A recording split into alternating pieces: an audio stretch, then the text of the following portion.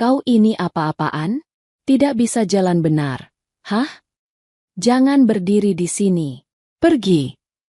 Assalamualaikum sahabat 1000 kisah nyata.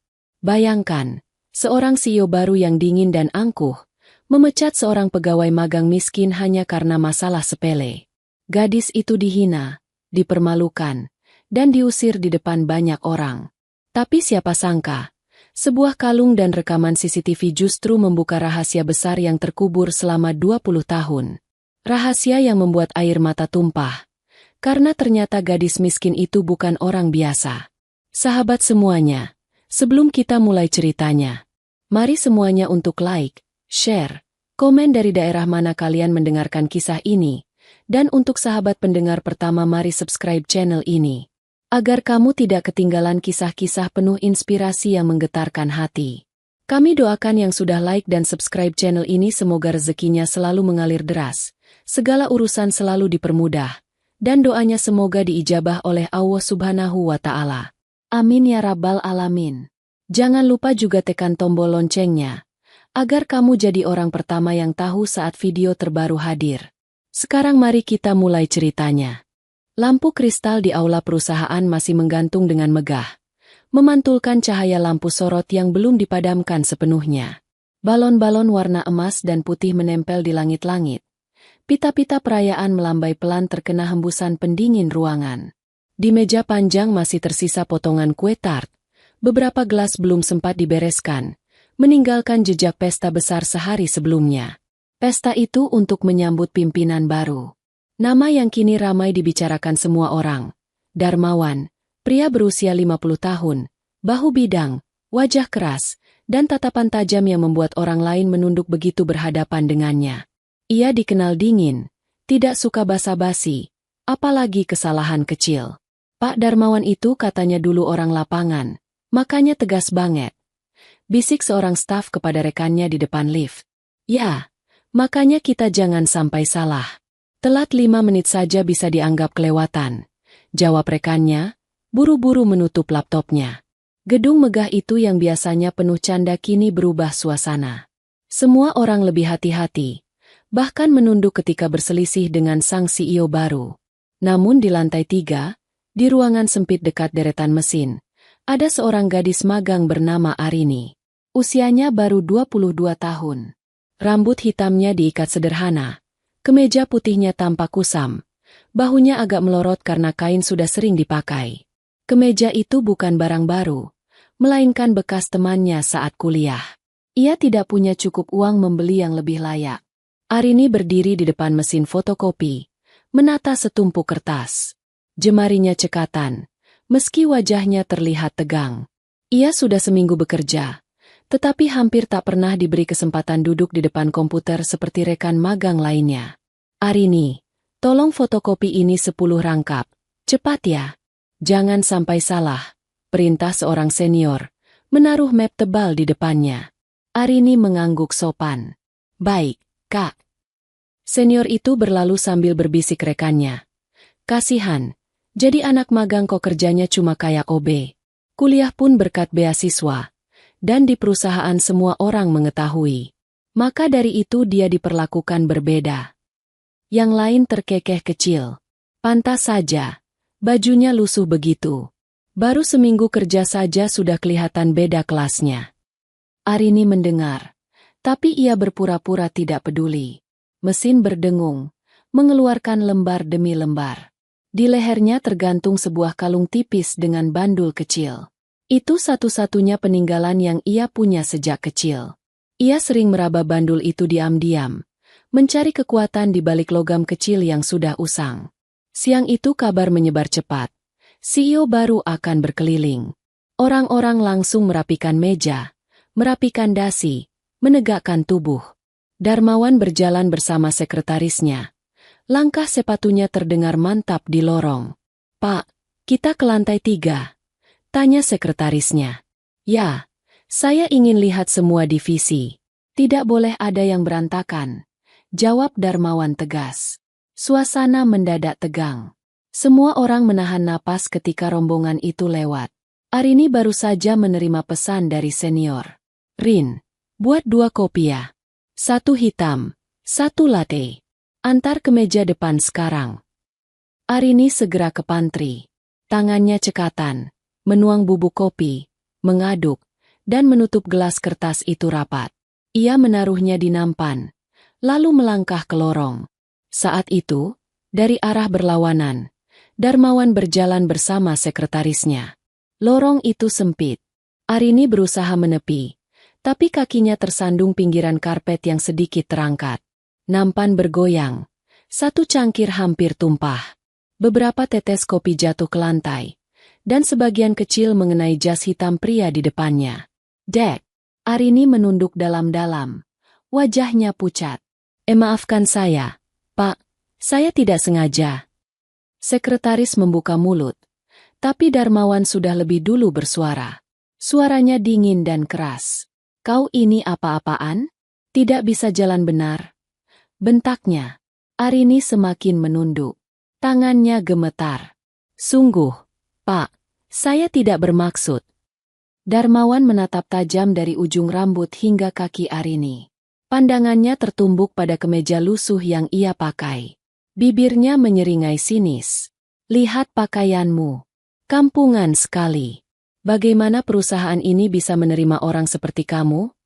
Suaranya meninggi, menusuk telinga semua yang mendengar. Beberapa pegawai di sekitar menahan napas. Ada yang pura-pura sibuk dengan komputer. Ada pula yang saling melirik. Arini mencoba menjelaskan. Saya masih magang, Pak. Tolong beri saya kesempatan. Kesempatan. Darmawan memotong kasar. Kesempatan apa? Baru magang sudah membuat masalah. Keluar. Mulai sekarang kau tidak usah kembali lagi. Arini terdiam. Matanya berkaca-kaca. Ia ingin berkata banyak, tapi suaranya tercekat. Nampan di tangannya nyaris jatuh kalau saja ia tidak menggenggam erat. Jangan berdiri di sini. Pergi. Bentak Darmawan lagi sambil mendorong bahu Arini agar menyingkir dari lorong. Tubuh Arini terhuyung ke samping. Ia menunduk lebih dalam, menahan air mata yang jatuh diam-diam, lalu berbalik dan melangkah menjauh. Seorang staf muda berbisik lirih. Kasihan banget. Tapi rekannya segera menepuk bahu. Diam. Nanti kita ikut kena marah. Lorong kembali sunyi. Darmawan merapikan jasnya, menoleh ke sekretaris. Catat, perusahaan ini tidak boleh ada orang ceroboh. Satu titik noda bisa merusak semuanya. Sekretaris mengangguk pelan, walau di matanya ada sedikit rasa iba pada gadis tadi. Hari itu berjalan seperti biasa. Semua kembali bekerja, seakan insiden kecil itu tidak pernah terjadi. Namun malam harinya, setelah semua rapat selesai, Darmawan duduk sendirian di ruangannya. Ia melepas jasnya. Saat membuka kancing lengan, tiba-tiba ia merasa ada sesuatu yang tersangkut. Ketika ia tarik perlahan, sebuah kalung tipis ikut terlepas dari sela jahitan jasnya. Darmawan menatapnya lama. Bandul kecil berbentuk setengah elips itu berkilau samar oleh cahaya lampu meja.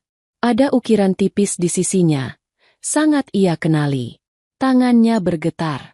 Napasnya tercekat. Ini mustahil, bisiknya pelan. Ia menggenggam bandul itu kuat-kuat. Ingatan lama menerobos masuk. Wajah seorang bocah perempuan berlari kecil menyambutnya sepulang kerja. Tawa renyahnya, pelukan hangat istrinya, dan kabar mengerikan 20 tahun lalu. Mobil yang jatuh ke jurang, terbakar hebat. Polisi berkata tak ada yang tersisa. Hari di mana dunia runtuh baginya. Air mata menetes diam-diam di sudut mata Darmawan. Malam itu, untuk pertama kalinya setelah bertahun-tahun, ia kembali merasakan perih yang nyaris ia kubur selamanya. Malam itu, ruang kerja CEO terasa hampa. Lampu meja menerangi tumpukan berkas yang belum sempat ditutup. Namun perhatian Darmawan hanya tertuju pada kalung kecil di tangannya. Jantungnya berdetak tak beraturan. Setiap detail bandul itu menyeretnya kembali ke masa lalu. Ia meremas pelipisnya, mencoba meyakinkan diri. Tidak, ini pasti hanya kebetulan, gumamnya dengan suara bergetar. Namun bayangan wajah putri kecilnya yang hilang 20 tahun lalu begitu jelas. Mata bulat yang selalu berbinar, suara tawa yang melengking manja, dan panggilan khas. Ayah, cepat gendong aku. Semua itu menyeruak tanpa bisa dibendung. Ia menutup mata. Air mata yang lama terkunci akhirnya lolos, membasahi pipi keras yang selama ini dikenal dingin. Pagi datang dengan cahaya matahari yang menembus tirai tipis jendela sebuah rumah kecil itu. Arini berdiri di depan cermin retak, merapikan rambutnya seadanya sebelum berangkat kembali mencari pekerjaan. Matanya masih bengkak karena menangis semalaman. Ia menghela napas panjang, lalu mengambil tas kain berisi berkas lamaran. Aku harus kuat. Aku bisa sendiri, bisiknya pada bayangan di cermin. Ia meraih kalung di lehernya yang biasanya menjadi penguat hati, namun jemarinya hanya meraba kulit kosong. Arini tertegun, lalu menyadari sesuatu. Kalung itu hilang. Jantungnya berdegup kencang. Ia meraba saku baju, lantai kamar, bahkan membuka laci kecil. Tidak ada. Tidak, jangan bilang, hilang kemarin, gumamnya panik. Air matanya hampir jatuh. Kalung itu bukan sekadar perhiasan. Itu satu-satunya benda yang tersisa dari masa kecilnya. Satu-satunya petunjuk tentang siapa dirinya sebenarnya. Sejak kecil, Bu Sulastri, ibu angkatnya, selalu berkata bahwa kalung itu ditemukan bersamanya setelah kecelakaan.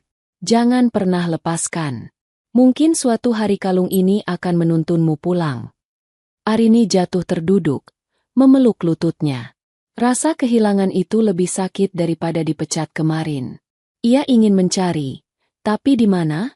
Di kantor? Di lorong tempat ia menabrak CEO? Atau di jalan pulang semalam? Sementara di perusahaan, Darmawan datang lebih pagi dari biasanya. Ia menyalakan komputer di ruangannya, lalu memanggil sekretarisnya. Rani, panggilnya pelan. Sekretaris itu masuk sambil membawa beberapa berkas. Ya, Pak. Tolong ambilkan rekaman CCTV dari lorong lantai 3. Tepat di jam kemarin, ketika ada insiden dengan anak magang itu. Ucap Darmawan dengan nada yang dibuat tenang, meski jelas-jelas ada kegelisahan di wajahnya. Rani agak heran. Baik, Pak. Ada sesuatu yang perlu diperiksa. Darmawan hanya mengangguk singkat. Lakukan saja. Tak lama, ia sudah duduk di depan layar besar, memperhatikan rekaman yang diputar lambat.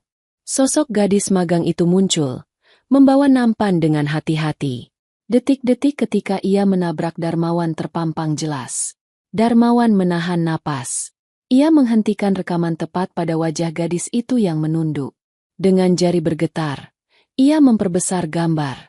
Arini, ia berbisik, mengingat nama yang tercatat di berkas lamaran. Mata gadis itu, binarnya sama.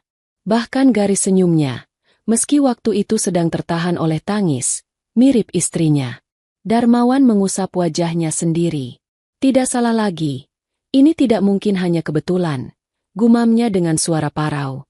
Ia memutar rekaman lagi. Kali ini saat gadis itu keluar lorong. Dari samping, bentuk wajahnya semakin jelas. Darmawan terisak, menutup mulutnya agar suaranya tidak terdengar keluar. Hari itu, sepanjang jam kerja, pikirannya tidak tenang. Ia terus memandang kalung itu yang kini ia simpan di saku dalam jas. Setiap ia merabanya, hatinya seperti ditusuk. Sore harinya, ia memutuskan membuka berkas lamaran Arini. Ia membaca dengan teliti. Nama, Arini Sulastri. Usia, 22 tahun. Alamat, sebuah rumah sederhana di pinggiran kota. Status keluarga, yatim, tinggal bersama ibu. Ibu? Darmawan mengulang pelan. Kata itu bagai pintu yang terbuka. Jika benar Arini adalah anaknya, lalu ibunya? Apa mungkin? Tanpa menunggu, Darmawan meraih kunci mobilnya malam itu juga. Ia menuju alamat yang tercatat. Rumah sederhana itu berdiri di ujung gang. Ket tembok sudah pudar. Jendela kecilnya tertutup rapat. Darmawan mengetuk pintu, tapi tak ada jawaban. Ia lalu bertanya pada tetangga yang sedang menyapu di depan rumah sebelah. Permisi, Bu. Apakah benar ini rumah Arini? Wanita paruh baya itu mengangguk. Betul, Pak. Tapi dia sedang keluar. Katanya cari pekerjaan lagi. Kasihan, baru seminggu kerja di kantor, sudah dipecat bosnya. Kata-kata itu menohok dada Darmawan. Ia menunduk, mencoba menahan perasaan. Dia tinggal sendirian. Tanyanya dengan suara parau. Iya, Pak. Ibunya meninggal 2 tahun lalu. Jawab tetangga itu. Darah Darmawan seakan berhenti mengalir. Ibunya? Jadi, istriku, selama ini masih hidup. Batinnya gemetar. Namun sebelum ia bisa tenggelam dalam pikiran itu, si tetangga menambahkan. Bukan ibu kandungnya, Pak. Itu ibu angkatnya. Nama almarhumah Bu Sulastri. Dulu dia yang menemukan Arini waktu masih balita. Kalau tidak salah, ada kecelakaan mobil besar di jalan jurang, kira-kira 20 tahun lalu. Katanya semua penumpang meninggal, tapi ada satu balita yang selamat. Ya, balita itu Arini. Dunia Darmawan seketika runtuh. Lututnya lemas, hampir membuatnya terjatuh di halaman rumah kecil itu. Ingatannya menampilkan kembali hari kelam 2 dekade lalu. Api, asap, tangisan, dan raungannya di tepi jurang. Air matanya kembali jatuh. Allah, jadi, selama ini, dia hidup? Suaranya pecah, hampir tak terdengar. Tetangga itu menatap heran. Pak, kenapa ya? Apa Bapak kenal Arini? Darmawan buru-buru menghapus air matanya. Tidak, saya hanya ingin tahu. Ia pamit dengan langkah gontai, membawa 1000 tanda tanya yang makin menusuk hati. Malam itu, ia tidak bisa tidur. Ia berjanji, besok ia harus bertemu Arini. Ia harus tahu kebenarannya, meski hatinya belum siap menghadapi kenyataan yang mungkin menghancurkan seluruh benteng yang ia bangun selama ini. Esok malamnya, ia kembali ke rumah itu. Kali ini lampu teras menyala. Dari balik pagar, ia melihat Arini sedang mencuci pakaian di ember kecil. Gadis itu menunduk, mengguyur kain dengan sabun, lalu mengucek dengan penuh kesabaran. Darmawan berdiri kaku di depan pagar. Nafasnya memburu. Dunia seakan berhenti. Arini menoleh. Matanya melebar kaget. Pak Darmawan. Suaranya tercekat. Darmawan tidak segera menjawab. Matanya berkaca-kaca menatap gadis itu. Suaranya akhirnya keluar, pelan namun bergetar. Arini. Gadis itu menggenggam erat kain yang masih basah. Wajahnya pucat. Jantungnya berdegup. Kenapa? Bapak ada di sini. Udara malam menebal.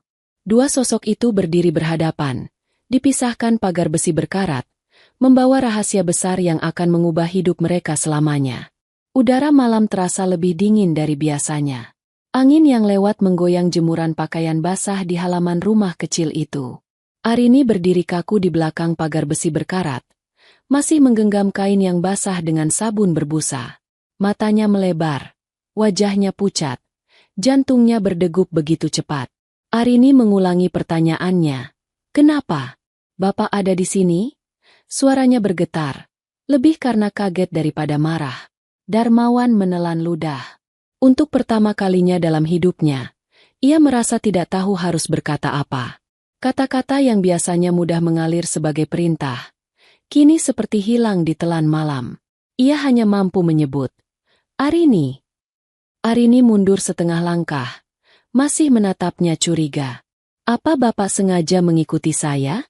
Kalau ini tentang kejadian di kantor, saya sudah tidak lagi di sana.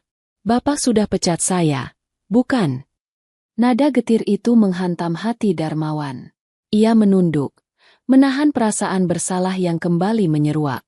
Arini, maafkan saya. Saya tidak seharusnya memperlakukanmu seperti itu kemarin. Arini terdiam sejenak, lalu tertawa hambar. Maaf? Seorang CEO sebesar Bapak datang ke rumah kecil seperti ini hanya untuk bilang maaf?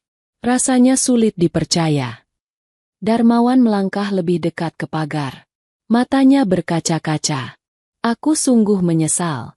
Kau tidak pantas diperlakukan seperti itu. Arini menatapnya dalam-dalam. Ada sesuatu yang aneh di wajah pria itu. Bukan tatapan tajam dingin seperti kemarin, melainkan tatapan rapuh yang entah kenapa justru membuatnya semakin gelisah. Apa maaf Bapak bisa mengembalikan pekerjaan saya? Bisa menghapus rasa malu saya di depan semua orang? Mereka lihat saya diusir seperti orang hina. Arini mengangkat dagunya, berusaha terlihat tegar, walau suaranya bergetar. Darmawan menahan napas, hatinya bergetar hebat. Kalau itu yang kau mau, aku bisa kembalikan posisimu. Aku bahkan bisa berikan tempat yang lebih layak. Tapi bukan itu yang ingin aku bicarakan malam ini. Arini mengernyit. Lalu apa?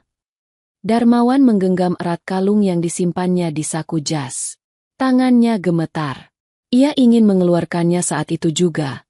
Tapi ada ketakutan besar yang menahannya. Bagaimana jika ia salah? Bagaimana jika hanya kebetulan? Arini, aku hanya ingin mengenalmu lebih dekat, katanya pelan. Arini menghela napas panjang, lalu menggeleng. Tidak masuk akal. Kenapa seorang CEO tiba-tiba ingin mengenal seorang magang miskin seperti saya? Bapak pasti sedang ada maksud lain.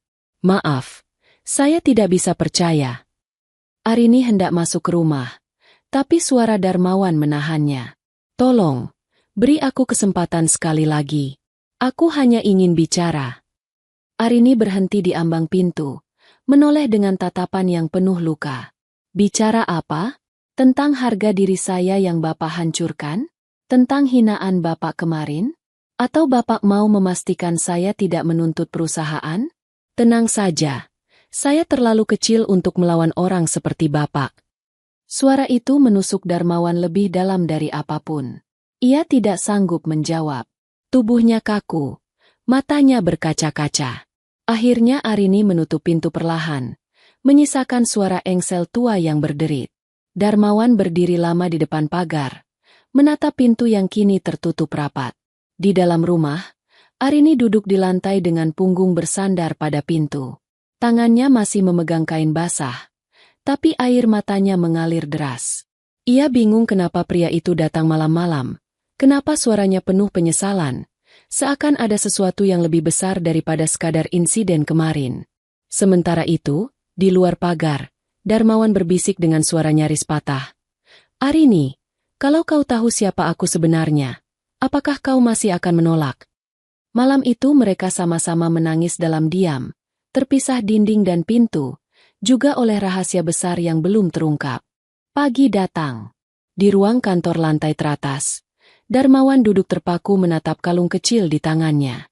Bandul itu masih sama, hanya kini terlihat lebih jelas setelah ia membersihkannya semalaman.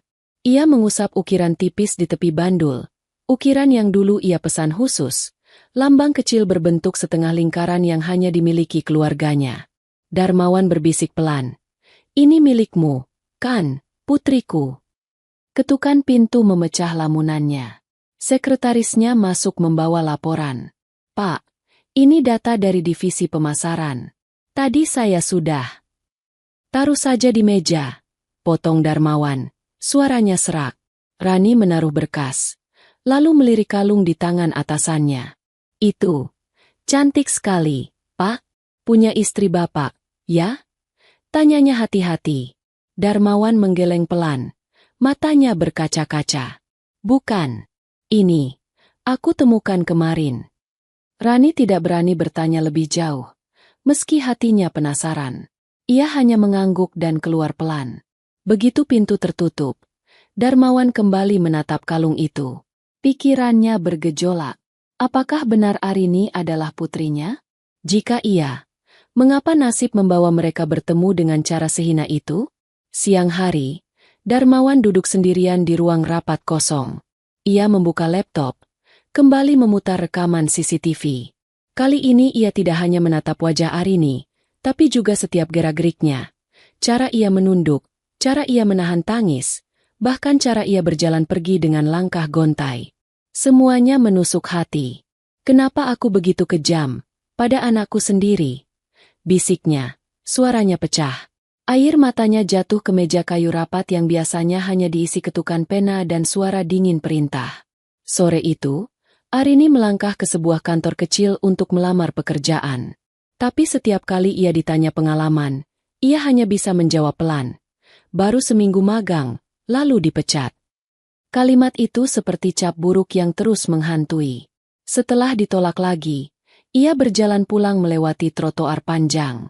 Matanya kosong, langkahnya berat. Orang-orang lewat tanpa peduli.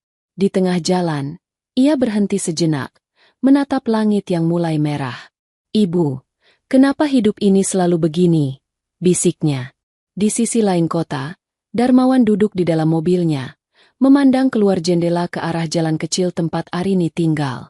Ia ingin masuk, ingin mengetuk pintu, ingin menyerahkan kalung itu dan berkata jujur. Tapi hatinya ciut. Bagaimana jika Arini menolak mentah-mentah? Bagaimana jika ia membencinya lebih dalam?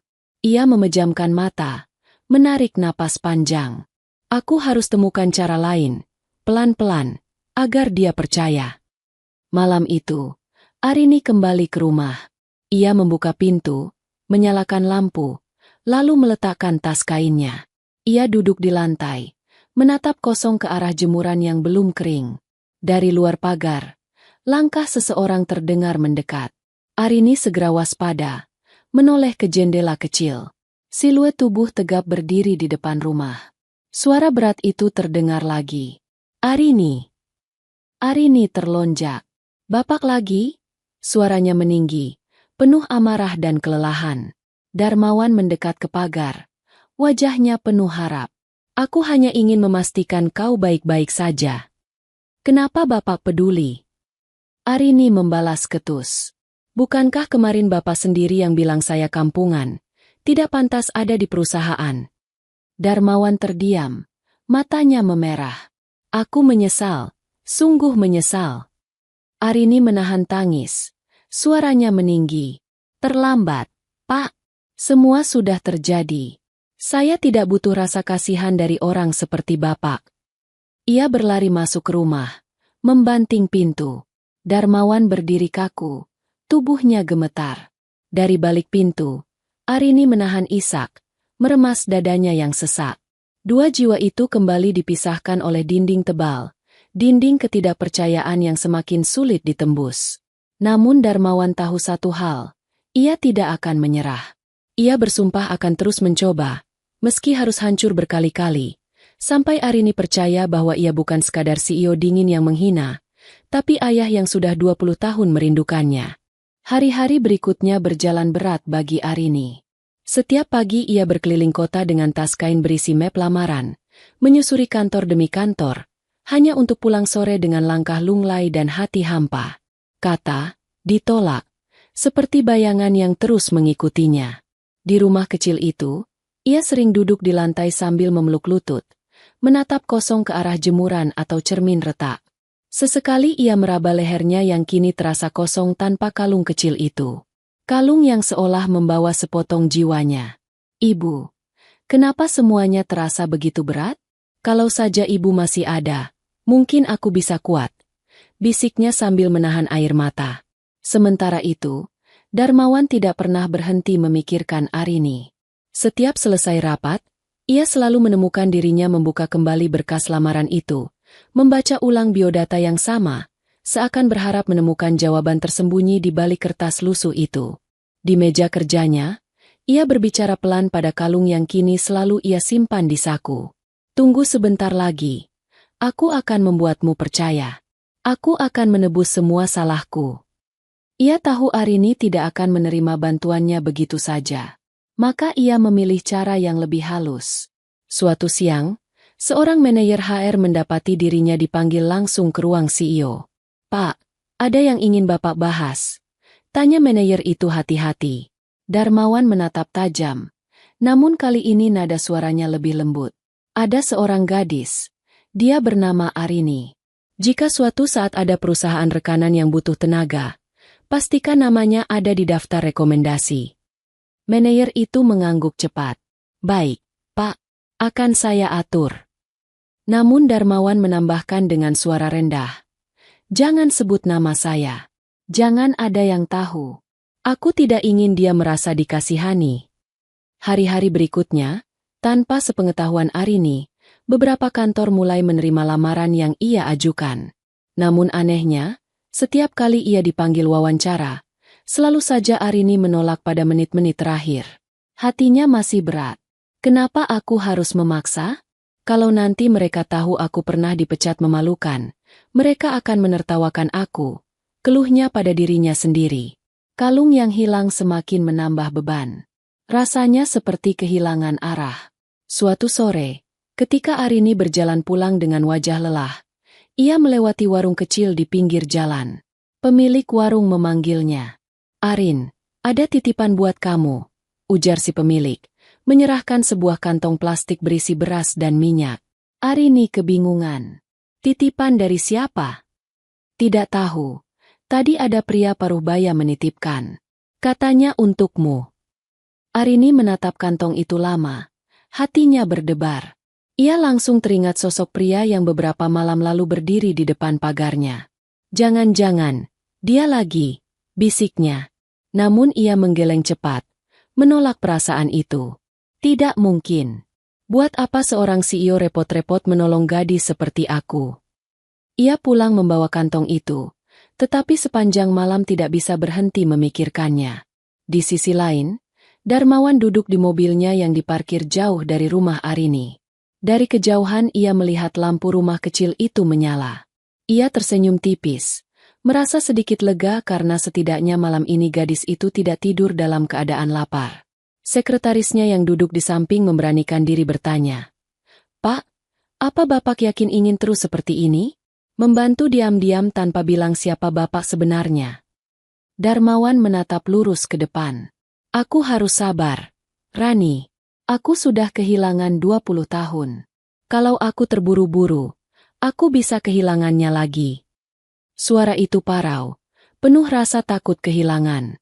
Beberapa hari kemudian, Arini kembali menghadapi kenyataan pahit. Ia mendapat kabar bahwa pembayaran kontrakan rumahnya akan naik. Ia hanya terdiam mendengar kabar dari pemilik kontrakan. "Kalau bulan depan kamu tidak bisa bayar sesuai harga baru, cari tempat lain ya, Rin," ujar si pemilik dingin. Arini mengangguk lemah. "Iya, Bu." Begitu pintu tertutup, ia jatuh terduduk di lantai. Air matanya pecah. "Aku bahkan tidak tahu harus kemana lagi." Malam itu, Darmawan datang lagi, berdiri di depan pagar. Namun kali ini ia tidak mengetuk. Ia hanya berdiri, menatap rumah kecil itu dari kejauhan. "Arini, sabarlah. Aku akan menemukan jalan. Aku akan membuatmu percaya bahwa aku bukan musuhmu." Angin malam berhembus membawa bisikan lirihnya.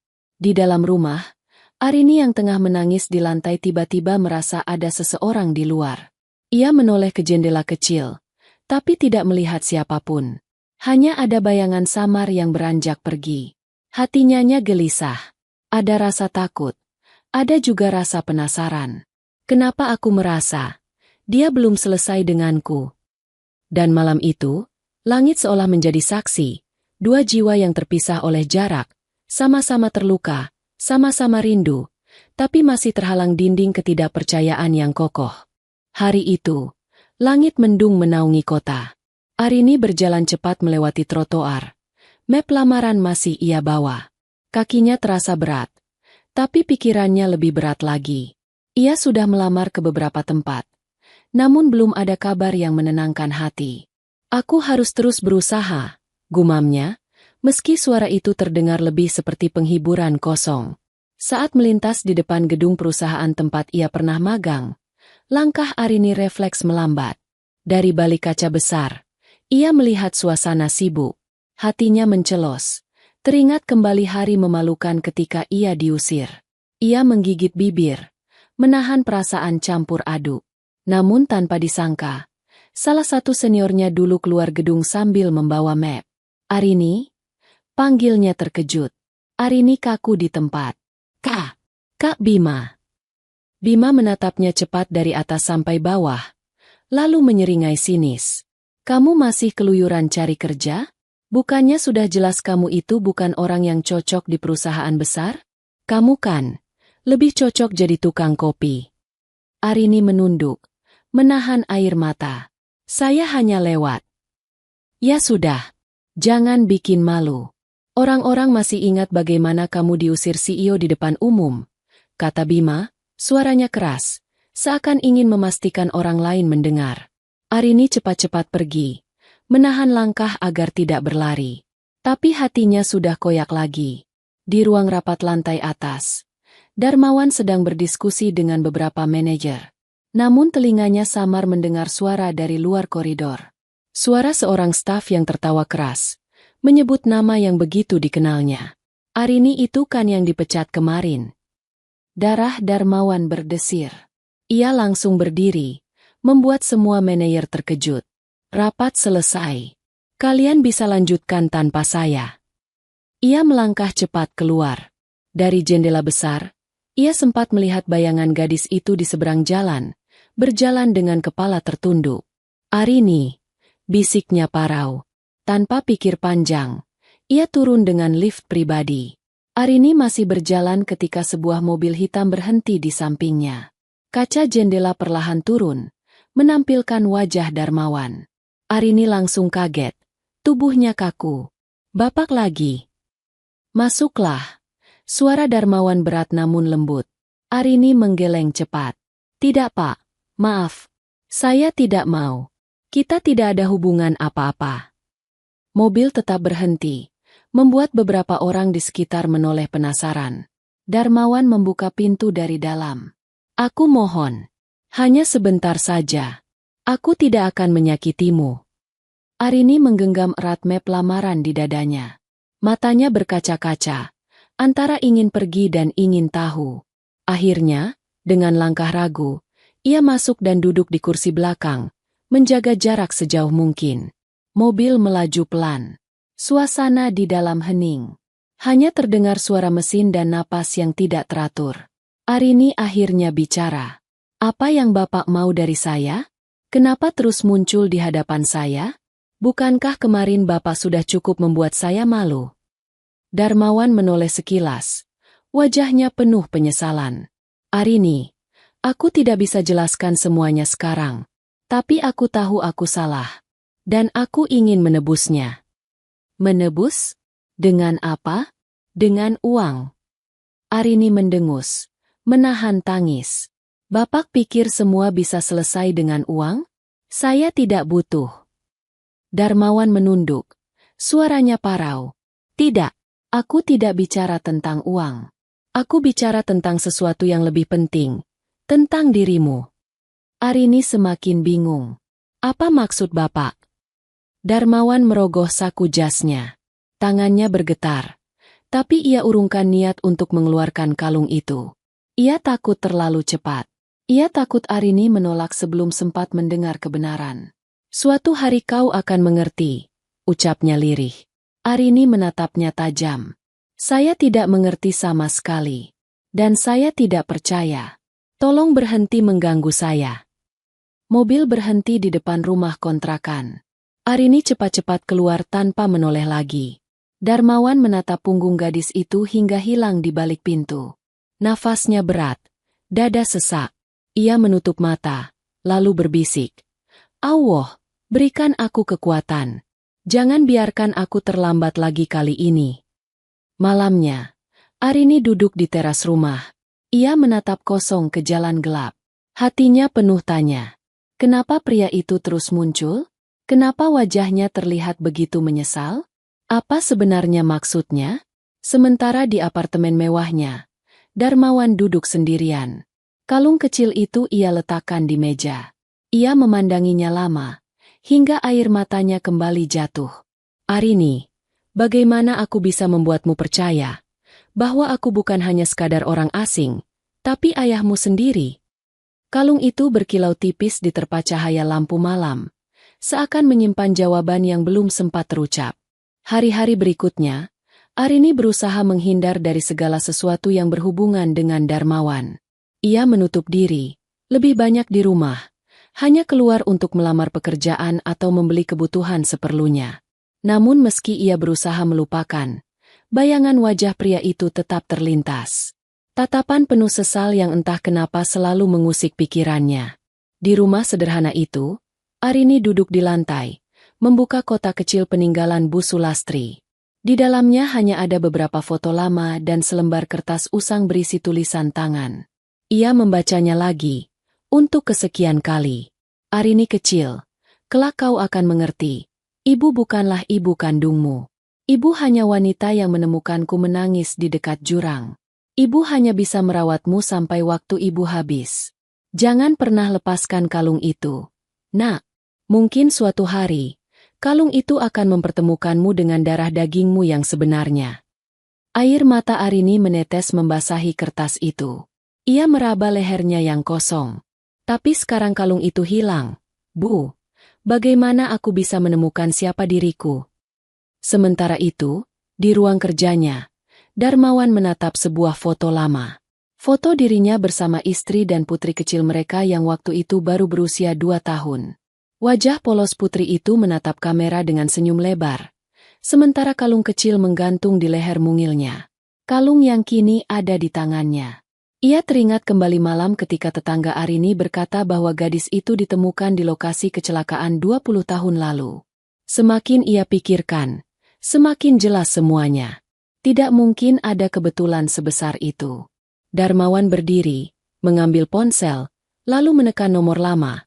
Nomor seorang sahabat yang dulu juga menjadi saksi masa kelamnya. Halo, Surya? Suaranya berat. Darmawan? Lama sekali kau tidak menghubungiku. Jawab suara di ujung sana. Aku menemukan sesuatu. Tentang kecelakaan 20 tahun lalu. Tentang putriku. Hening sejenak. Suara di seberang terdengar terkejut. Apa maksudmu? Bukankah dulu polisi bilang semuanya sudah hangus? Tidak, ada seorang gadis yang ditemukan selamat. Dan aku yakin, dia putriku. Suara Surya terdengar pelan, penuh rasa syukur. Allah, Darmawan, kalau itu benar, maka kau diberi kesempatan kedua. Jangan sia-siakan. Darmawan menutup telepon dengan mata basah. Ia tahu ia harus bertindak. Hari berikutnya, Arini pulang lebih sore dari biasanya. Di depan rumah, seorang tetangga tua memanggilnya. Arin, aku lupa bilang beberapa hari lalu ada pria yang menanyakanmu. Arini langsung gelisah. Pria? Siapa, Bu? Entahlah. Wajahnya tegas, badannya tegap, pakai jas rapi. Dia banyak tanya soal kamu, soal almarhumah Bu Sulastri. Katanya, dia seperti mencari sesuatu yang hilang. Arini terdiam. Ia tahu siapa yang dimaksud. Hatinya kembali berdebar, campuran marah dan penasaran. Kenapa dia tidak menyerah juga? Batinnya. Tetangga itu melanjutkan. Dia sempat bilang, tolong doakan agar Arini mau bertemu saya lagi. Aku tidak tahu siapa dia, tapi wajahnya penuh air mata waktu bilang itu. Arini tercekat. Ia masuk rumah dengan langkah gontai. Pikirannya kalut. Kenapa pria itu begitu peduli padanya? Apa benar hanya rasa bersalah? Atau ada alasan lain yang lebih besar? Malamnya, Arini duduk di depan meja kecil sambil menulis lamaran baru. Namun pikirannya tidak fokus. Kata-kata tetangga itu terus terngiang. Wajah Darmawan terus muncul. Kenapa aku harus peduli? Dia bukan siapa-siapa. Tapi kenapa hatiku terasa berat setiap kali mengingat tatapannya? Gumamnya lirih. Di saat yang sama, Darmawan berdiri di balkon apartemennya, menatap lampu-lampu kota. Ia menggenggam kalung itu erat, lalu berbisik pada langit malam. Allah, beri aku cara agar dia percaya. Jangan biarkan aku mati dengan penyesalan. Izinkan aku memanggilnya anakku, meski sekali. Keesokan paginya, sebuah kejadian tak terduga membuat Arini dan Darmawan harus kembali bertemu.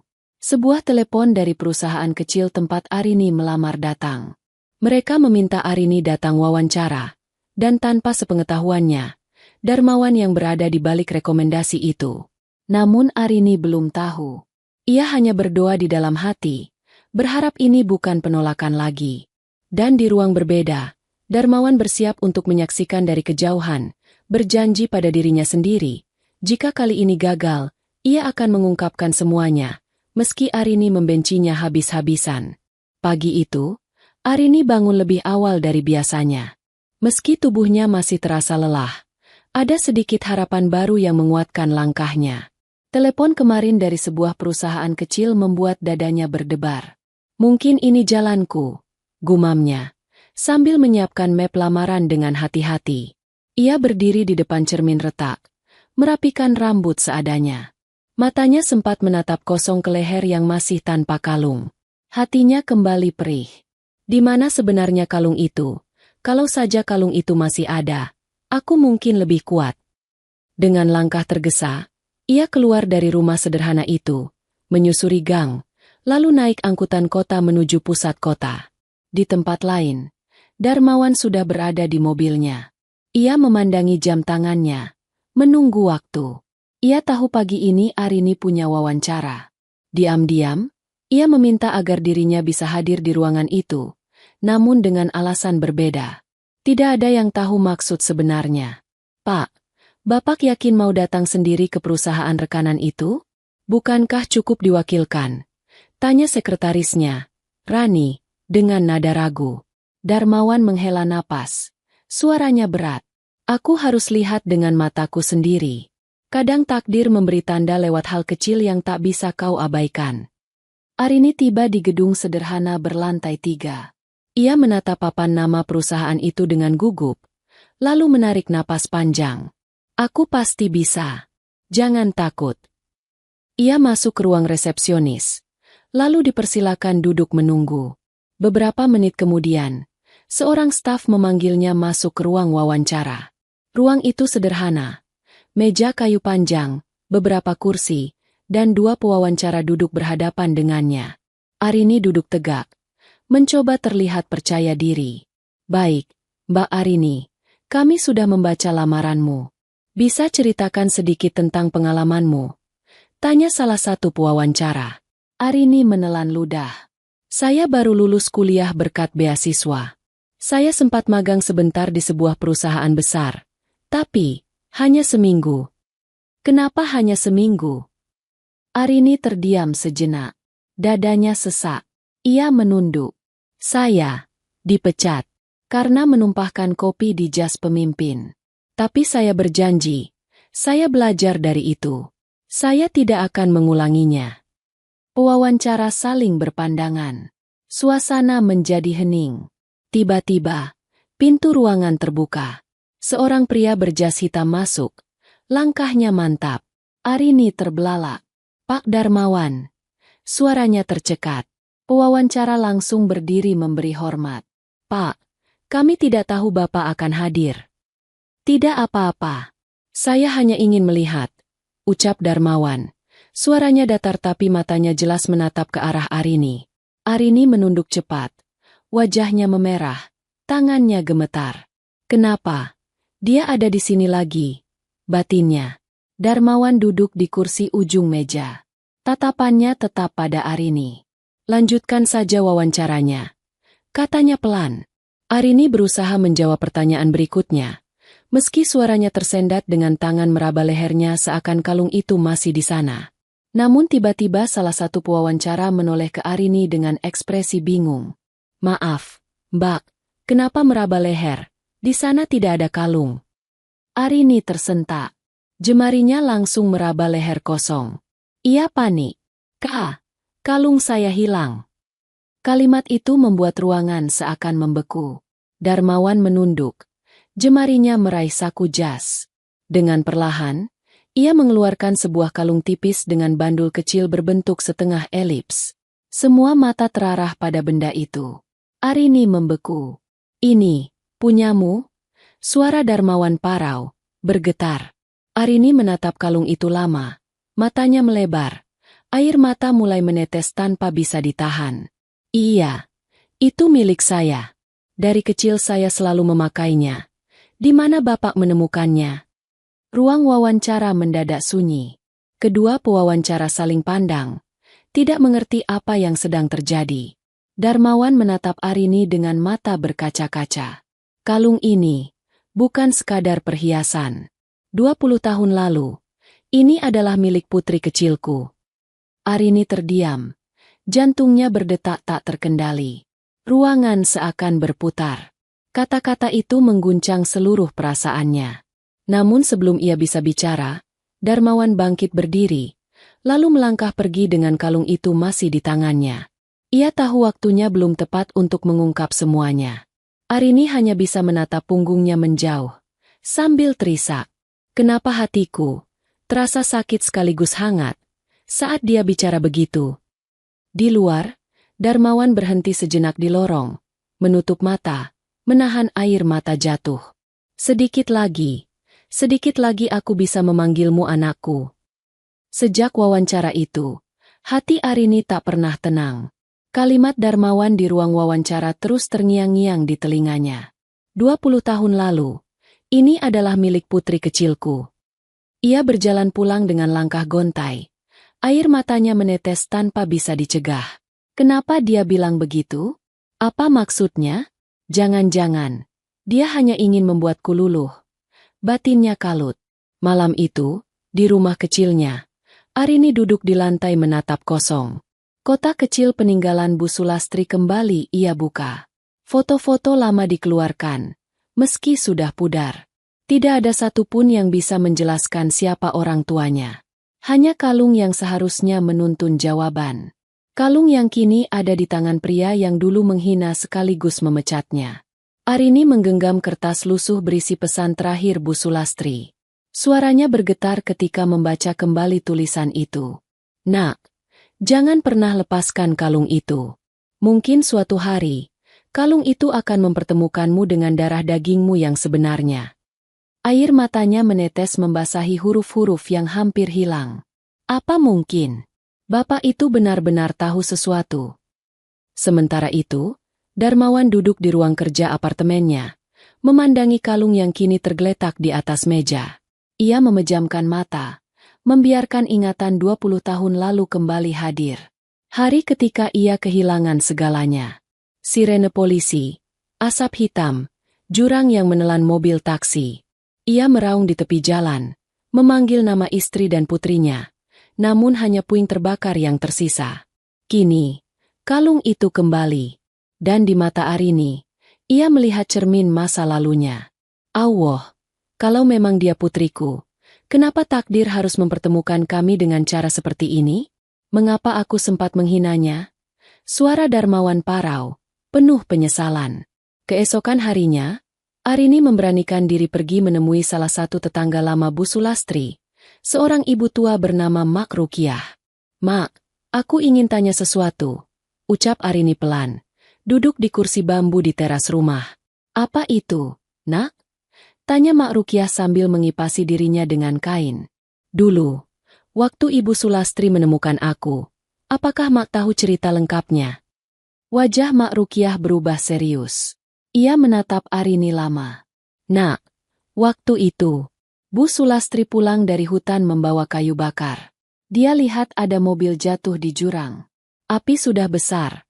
Semua orang panik. Tapi entah bagaimana, di dekat semak, dia menemukanmu.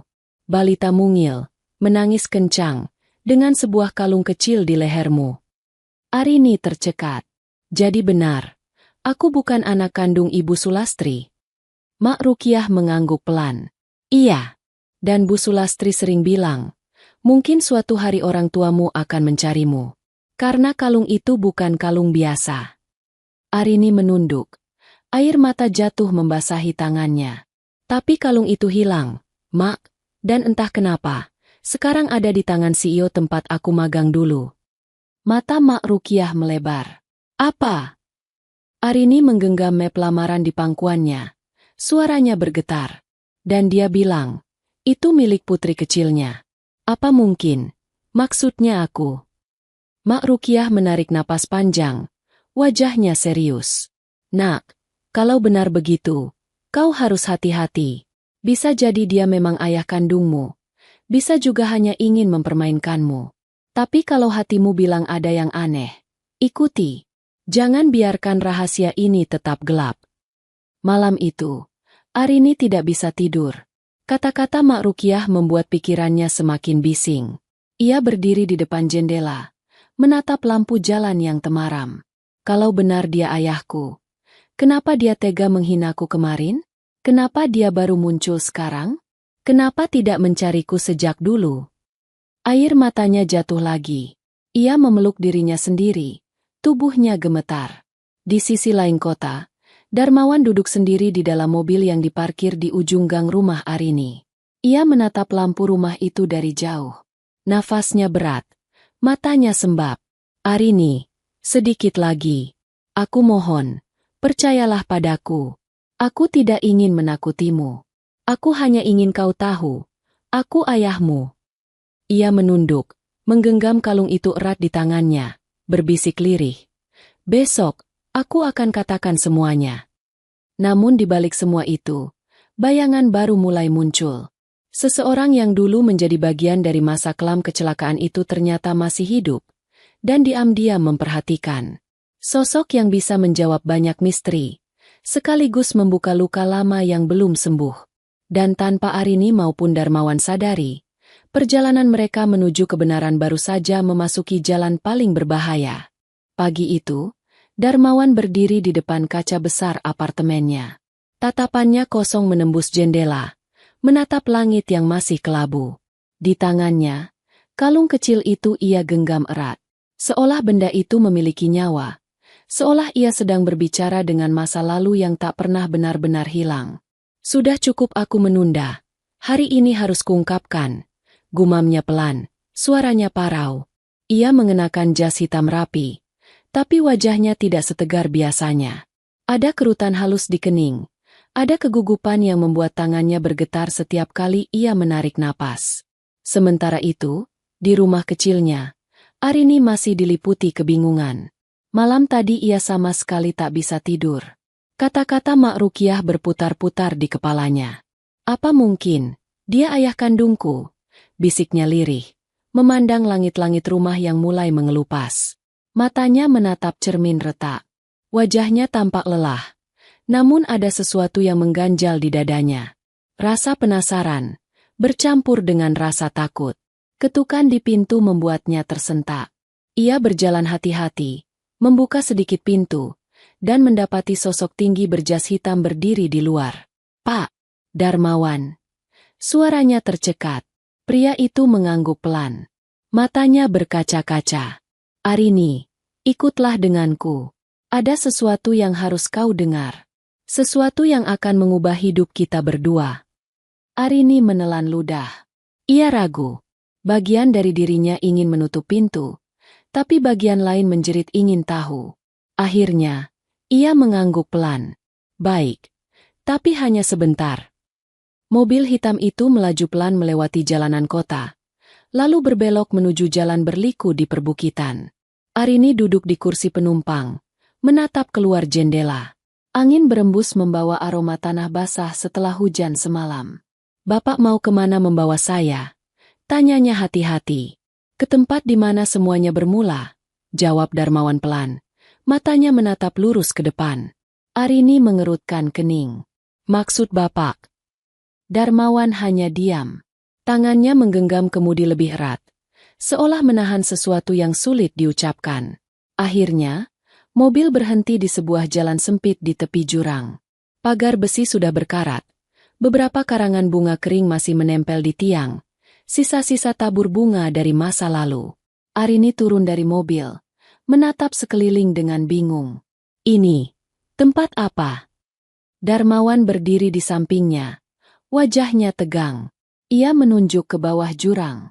20 tahun lalu, disinilah aku kehilangan segalanya. Mobil yang ditumpangi istri dan putriku jatuh di jurang ini. Polisi bilang tak ada yang selamat. Sejak hari itu, hatiku mati. Arini tertegun. Matanya melebar.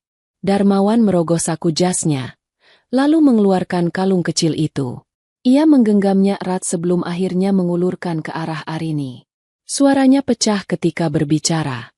Kalung ini, dulu kugantungkan di leher putri kecilku, sebagai janji bahwa ayah akan selalu pulang. Dan sekarang, kalung ini jatuh ke tanganku lagi, darimu. Air mata Arini mengalir deras. Tubuhnya gemetar. Ia menatap kalung itu dengan perasaan bercampur aduk. Tapi bagaimana mungkin? Apa maksud semua ini? Darmawan mendekat. Matanya penuh air mata. Arini, kau adalah putriku. Kau anak yang selama ini kucari. Yang kupikir sudah pergi selamanya. Suasana hening. Hanya suara angin yang berdesir, membawa daun-daun kering beterbangan. Arini terisak. Tubuhnya limbung. Tidak, tidak mungkin.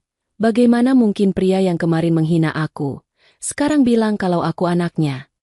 Darmawan segera meraih bahunya. Maafkan aku. Aku tidak tahu saat itu. Aku buta oleh kesombongan.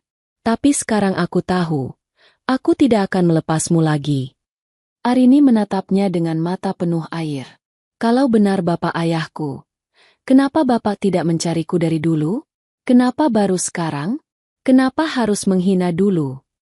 Pertanyaan itu menghantam dada Darmawan. Ia menunduk, menangis terseduh. Aku mencarimu. Tapi polisi bilang semua sudah habis. Aku kehilangan akal. Aku berubah jadi manusia dingin. Aku salah, nak, sangat salah. Air mata mereka jatuh bersamaan. Di tepi jurang itu, tempat tragedi 20 tahun lalu, sebuah pengakuan akhirnya terucap.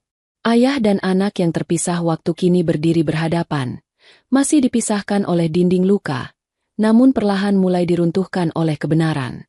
Namun, perjalanan mereka belum berakhir.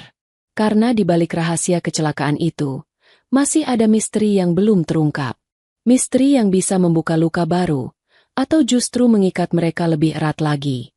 Angin berembus kencang di tepi jurang itu, seakan ikut mendengar pengakuan yang baru saja keluar dari bibir Darmawan. Arini masih berdiri kaku, matanya sembab.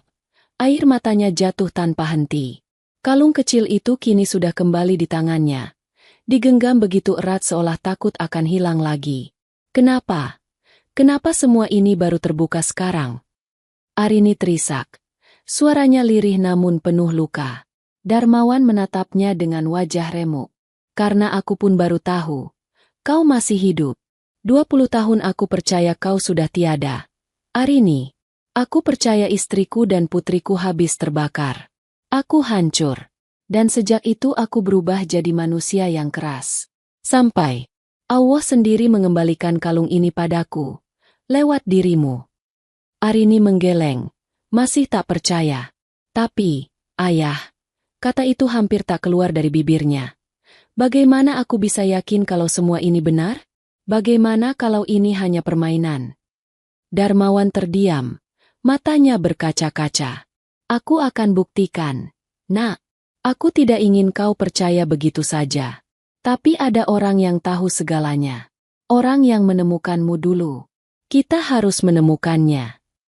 Sore itu, Darmawan membawa Arini menemui Mak Rukiah, tetangga lama Bu Sulastri. Wanita tua itu menatap keduanya dengan wajah tegang.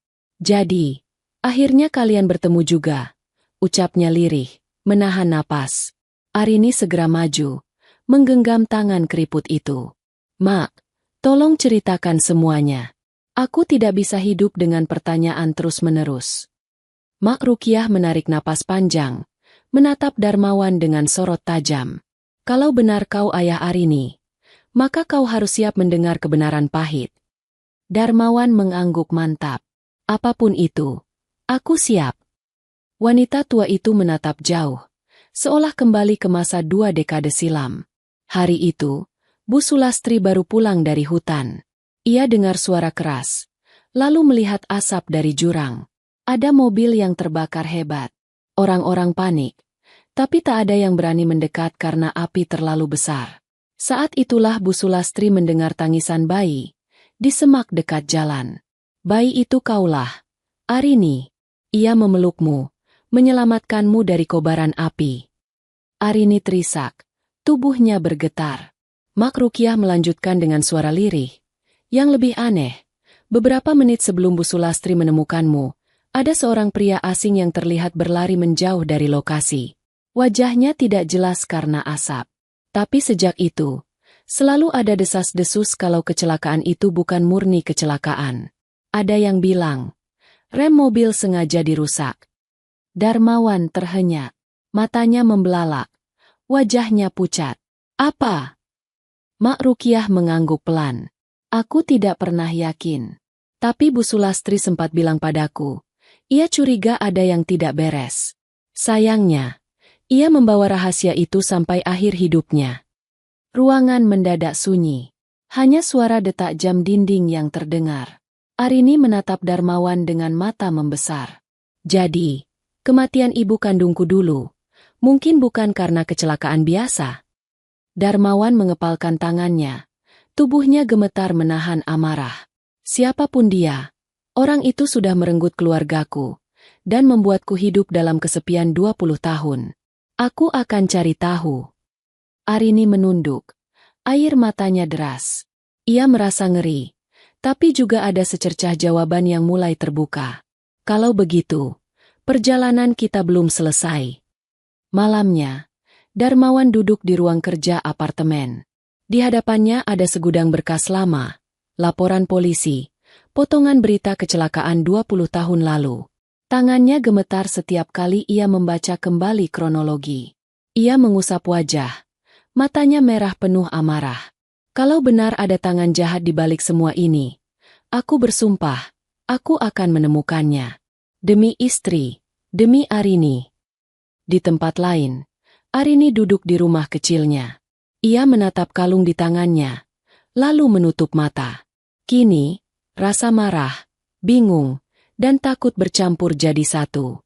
Namun di balik semua itu, ada benih kecil dalam hatinya yang mulai percaya bahwa pria dingin itu benar-benar ayahnya. Namun mereka tidak sadar. Dari kejauhan ada sosok misterius yang memperhatikan. Lelaki tua dengan tatapan dingin, berdiri di balik pohon, menatap rumah Arini. Bibirnya menyunggingkan senyum samar. Jadi, akhirnya kalian menemukan jejaknya juga. Gumamnya. Tapi tidak semudah itu. Darmawan. Rahasia 20 tahun lalu belum waktunya terungkap. Dan malam itu, bayangan lama yang selama ini tersembunyi kembali bangkit. Siap mengguncang hidup mereka sekali lagi. Malam terasa panjang di rumah kecil Arini. Lampu kuning temaram di ruang tamu memantulkan bayangan samar di dinding. Arini duduk di lantai, memeluk lututnya. Kalung kecil itu tergenggam erat di tangan. Sejak Mak Rukiah menceritakan kemungkinan kecelakaan itu bukan murni kecelakaan, hatinya tidak bisa tenang. Kalau benar ada yang sengaja merusak mobil, berarti selama ini ada orang yang ingin memisahkan kami. Siapa? Siapa yang tega melakukan itu? Gumamnya pelan. Air matanya jatuh lagi. Ia merasa hidupnya seperti teka-teki yang terus menyesakkan dada. Sementara itu, Darmawan berada di ruang kerja apartemennya. Berkas-berkas kecelakaan 20 tahun lalu berserakan di meja. Foto mobil hangus, potongan berita koran, dan laporan polisi yang dulu ia abaikan karena terlalu hancur untuk membacanya. Matanya merah, wajahnya tegang. Ada seseorang yang masih harus kuhadapi, bisiknya parau. Ia memegang kalung itu, lalu memandang foto lama keluarganya. Aku berjanji, sayang, aku akan lindungi anak kita. Aku tidak akan gagal lagi. Keesokan harinya, ketika Arini hendak berangkat melamar pekerjaan, ia merasakan sesuatu yang aneh. Ada seorang pria tua duduk di bangku kayu di seberang gang rumahnya. Wajahnya penuh keriput, sorot matanya tajam. Arini sempat melirik, namun segera menunduk dan berjalan cepat. Namun saat melewati pria itu, telinganya menangkap suara lirih. Mirip sekali, matanya sama persis, gumam pria tua itu. Arini berhenti sejenak, menoleh. Maaf, Bapak bilang apa? Pria itu menatapnya lama, senyum samar terukir di bibirnya. Tidak apa-apa, Nak, hanya teringat seseorang dari masa lalu. Arini bergidik. Ada sesuatu yang aneh pada tatapan pria itu. Ia buru-buru melangkah pergi, meski hatinya diliputi rasa penasaran. Malamnya, Darmawan kembali datang ke rumah Arini. Kali ini ia membawa map hitam berisi beberapa dokumen. Arini, suaranya berat. Ada yang harus kau lihat. Arini menatapnya curiga. Apa lagi? Bukankah kemarin Bapak sudah bilang saya anak Bapak? Lalu, sekarang apa lagi? Darmawan membuka map itu. Di dalamnya ada salinan laporan polisi 20 tahun lalu. Ia menunjuk bagian catatan saksi. Lihat ini. Ada keterangan samar bahwa beberapa menit sebelum kecelakaan, ada orang yang terlihat mondar-mandir di sekitar mobil. Polisi tidak pernah menemukan siapa orang itu. Tapi aku yakin, dia bukan orang asing. Arini membaca dengan mata bergetar. Jadi benar, ada seseorang di balik semua ini. Darmawan mengangguk. Dan aku curiga, dia masih hidup. Ketegangan itu belum reda ketika tiba-tiba terdengar ketukan di pintu rumah. Arini dan Darmawan saling berpandangan. Arini membuka perlahan. Di depan pintu berdiri pria tua yang tadi pagi dilihatnya. Sorot matanya tajam, wajahnya separuh tersenyum. Permisi, ucapnya datar. Apakah ini rumah Arini? Arini tercekat. Iya. Bapak siapa? Pria itu mengangguk pelan, lalu menatap Darmawan yang berdiri di dalam rumah. Senyumnya melebar tipis. Sudah lama sekali, Darmawan. Aku tak menyangka kita akan bertemu lagi, setelah tragedi di jurang itu. Darah Darmawan seketika membeku. Matanya melebar, tubuhnya kaku. Kau? Arini menatap bergantian, bingung dan cemas. Ayah, siapa dia? Pria tua itu melangkah masuk tanpa diundang. Sorot matanya penuh misteri. Namaku Santoso. Dan aku tahu rahasia besar yang kalian berdua cari. Suasana mendadak tegang. Udara di ruangan seperti menebal. Arini menelan ludah. Tubuhnya gemetar. Apa? Maksud Bapak? Suaranya nyaris berbisik. Pria itu menatap langsung ke matanya. Nak, aku tahu siapa yang merusak mobil itu 20 tahun lalu. Arini terperanjat. Darmawan terdiam. Dan malam itu, bayangan masa lalu yang selama ini tersembunyi akhirnya mulai menampakkan diri, membawa rahasia yang bisa mengikat atau justru menghancurkan keduanya. Hening menyelimuti ruang sempit itu. Hanya suara detak jam tua di dinding yang terdengar, pelan namun menusuk suasana. Arini duduk di kursi bambu, tubuhnya kaku. Matanya tak lepas dari pria tua bernama Santoso yang kini berdiri di tengah ruangan. Darmawan menggenggam meja erat-erat. Wajahnya tegang, urat di lehernya menegang. Katakan siapa orang itu. Santoso. Jangan berputar-putar. Santoso menyipitkan mata. Senyum samar muncul di bibirnya. 20 tahun lalu, aku bekerja sebagai mekanik di sebuah bengkel kecil. Hari itu, ada seorang pria datang, membayar mahal untuk satu hal, melemahkan sistem rem sebuah mobil taksi. Aku tak tahu untuk apa. Sampai malamnya ku dengar berita mobil itu terjun ke jurang. Dan siapa yang ada di dalamnya?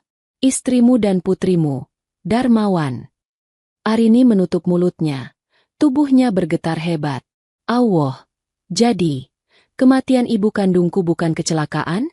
Itu, pembunuhan. Air matanya jatuh deras. Darmawan membanting meja, berdiri dengan mata merah penuh amarah. Siapa dia? Siapa yang menyuruhmu merusak rem itu?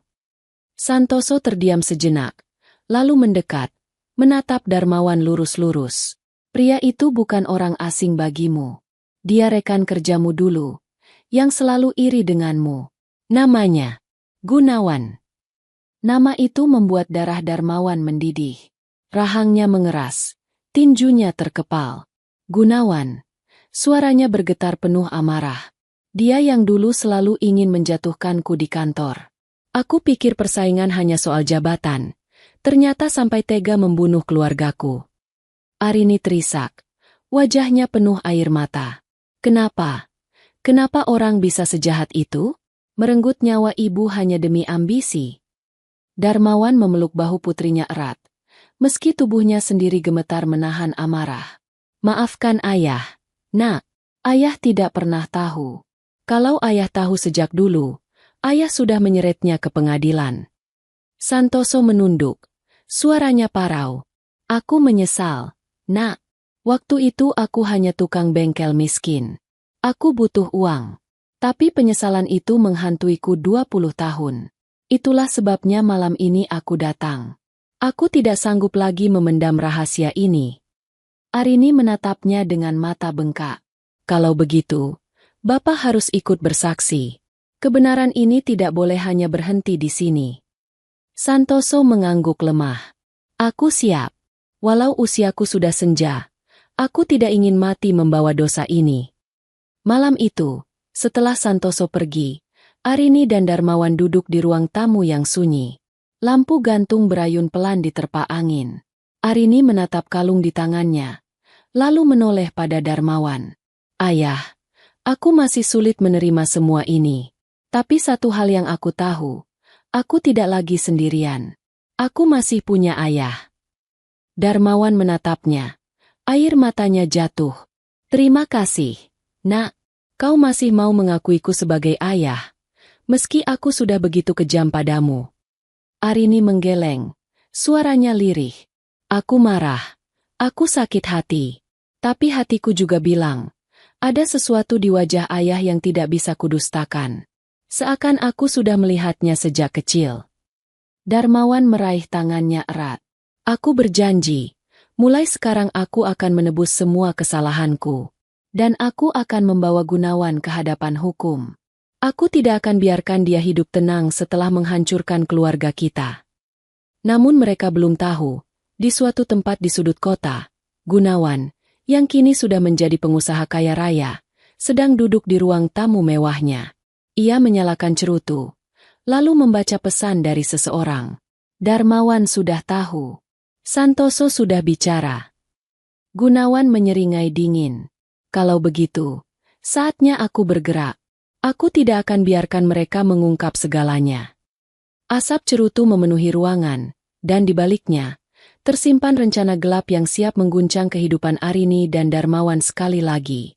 Malam turun dengan sunyi yang mencekam. Di rumah kecilnya, Arini duduk bersama Darmawan. Lampu redup membuat bayangan wajah mereka terlihat lebih lelah dari biasanya. Kalung kecil itu tergenggam di tangan Arini, seakan menjadi pengikat satu-satunya antara masa lalu dan masa kini. Ayah, suara Arini lirih.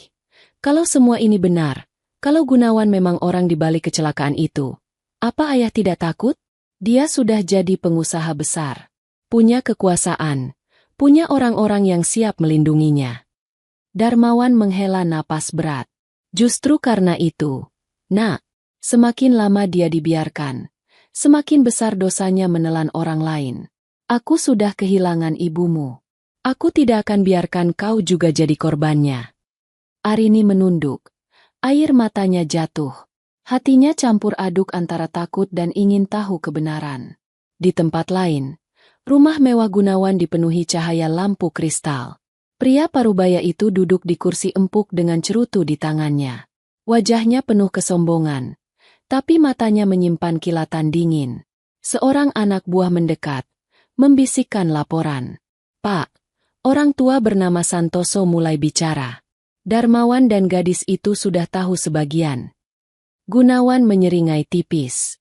Santoso, seharusnya dia bungkam sampai mati. Baiklah, kalau dia memilih membuka mulut, kita harus buat dia menyesal. Perintah Bapak. Awasi Darmawan dan gadis itu. Kalau mereka mendekati Santoso lagi, habisi. Jangan biarkan rahasia itu sampai ke pengadilan. Anak buah itu mengangguk patuh, lalu pergi dalam gelap. Gunawan menatap foto tua di mejanya, foto lama saat ia masih satu kantor dengan Darmawan. Bibirnya menyeringai sinis. Kau selalu lebih baik dariku, Darmawan. Tapi sekarang, aku pastikan kau tidak akan bahagia meski sudah menemukan putrimu. Keesokan harinya, Arini berangkat ke pasar untuk membeli kebutuhan. Ia berjalan membawa tas kainnya seperti biasa. Namun tanpa sadar, ada dua pria asing mengikuti dari jauh. Wajah mereka keras. Tatapan mereka mengawasi gerak-geriknya. Arini sempat merasa ada yang aneh, tapi ia mengabaikannya. Setelah berbelanja, ia kembali ke rumah dengan langkah cepat. Namun perasaan tak nyaman itu semakin kuat.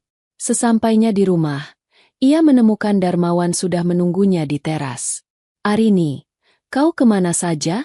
Aku khawatir. Ucapnya dengan nada lega. Aku hanya ke pasar, Ayah.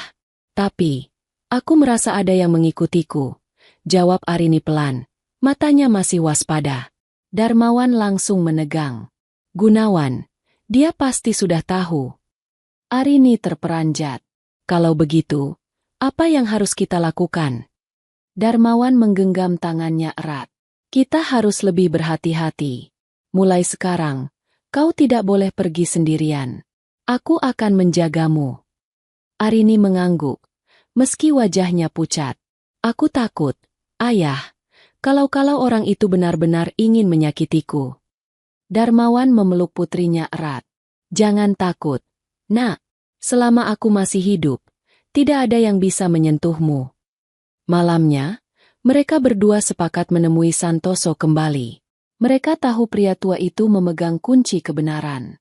Namun di luar rumah, sepasang mata mengintai dalam gelap, memperhatikan setiap gerak-gerik mereka.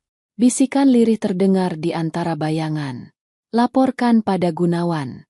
Mereka akan menemui Santoso besok malam. Angin malam membawa pesan berbahaya itu. Jalan menuju kebenaran tidak lagi lurus, melainkan penuh dengan ancaman yang siap merenggut nyawa siapa saja yang berani membongkar rahasia. Malam itu udara begitu dingin. Bulan tertutup awan. Jalanan sepi hanya diterangi lampu jalan yang redup. Darmawan menyetir perlahan. Sementara Arini duduk di kursi penumpang dengan wajah tegang. Jantungnya berdegup cepat. Rasa takut bercampur dengan rasa penasaran. Arini, suara Darmawan pelan. Apapun yang terjadi malam ini, kau harus tetap di samping ayah. Jangan pernah lepaskan tanganku. Arini mengangguk, meski tubuhnya gemetar. Aku siap, ayah. Aku juga ingin tahu kebenaran sebenarnya tentang ibu. Mobil hitam itu akhirnya berhenti di depan sebuah rumah tua di pinggir kota.